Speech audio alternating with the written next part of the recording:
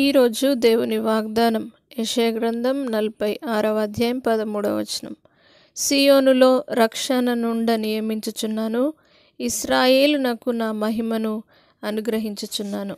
నా ప్రియ సహోదరులారా, దేవుడి రోజు మీతో వాగ్దానం చేస్తూ ఉన్నాడు. సియోనులో రక్షణను దేవుడు నియమించి ఉన్నాడు. దేవుని వాగ్దానం సెలవిస్తూ ఉన్నది. ఆయన మందిరంలో రక్షణ ఉన్నది. ఆయన మందిరంలోనికి వచ్చినప్పుడు మీరు రక్షింపబడతారు అని దేవుడు సెలవిస్తూ, దేవుడు చెప్పిన వాగ్దానం ఏంటంటే, తప్పకుండా ఆయన రక్షణ ప్రతి ఒక్కరి జీవితంలో దేవుడు లభింపజేస్తాడు. అదేవిధంగా ఇశ్రాయేలునకు నా మహిమను అనుగ్రహించినట్టుగానే దేవుడు తన మహిమను సియోన్లోనికి వచ్చిన వారికి అనుగ్రహిస్తానని దేవుడు సెలవిస్తూ ఉన్నాడు. కాబట్టి ఆయన మహిమలోనికి మీరందరూ ప్రవేశించాలంటే ఇక్కడనే దేవుని సన్నిధికి రావాలి. ఆయన మందిరానికి వచ్చి ఆయన సన్నిధిలో ఆరాధించాలి.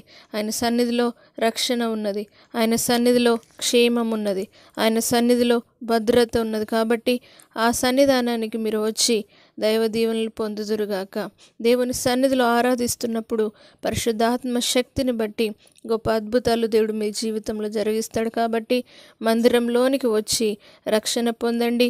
దేవుని తేజో మహిమ నిలిచే స్థలంలోనికి వచ్చి దేవుని దీవెన పొంది ఆశీర్వదించబడుదురుగాక. ప్రార్థన. పరిశుద్ధుడా, నమ్మదగిన దేవా, నీ తేజో మహిమ నిలిచే స్థలం గురించి దేవా, ప్రతి ఒక్కరూ నాయన నీకు వందనాలు. నీ సన్నిధిలో పరిగెత్తుకొని వచ్చుదురుగాక. సియోనులో రక్షణ నుండి నియమించిన దేవుడవని ప్రతి ఒక్కరు తెలుసుకుందురుగాక.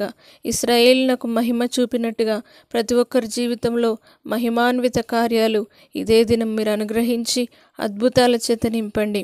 ఎవరైతే దుఃఖముతో ఉన్నారో, దుఃఖముతో సమస్యలతో నీ మందిరానికి వస్తున్నారో, సంతోషంగా దేవా వారు తిరిగి వెళ్ళుటకు సహాయం చేయండి. అలాంటి నీ ఆశీర్వాదపు ఐశ్వర్యము చేత దేవ మందిరం అంతా నింపబడి నీ తేజో మహిమ చేత ప్రతి ఒక్కరిని నింపి అద్భుతము చేయగలరని నజరేయుడైన యేసు పరిశుద్ధ నామమును బట్టి అడిగి వేడుకుంటున్నాము తండ్రి. ఆమేన్.